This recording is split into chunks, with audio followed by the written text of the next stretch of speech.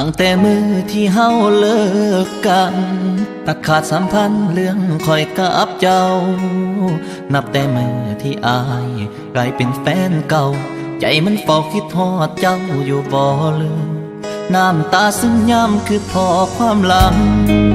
เปิดแทงอย่างบ่อยากออกหอดไปใส่ทุกสิ่งที่เจ้าได้เคยเฮ็ดต่อกับอายมันยังหลอนใจลืมบ่ได้อีหลี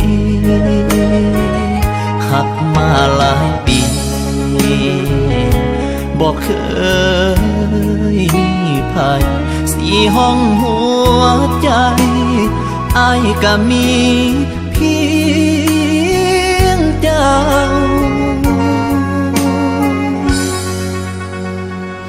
ยังหักคือเก่าถึงเจ้าสิจากกันไปไกล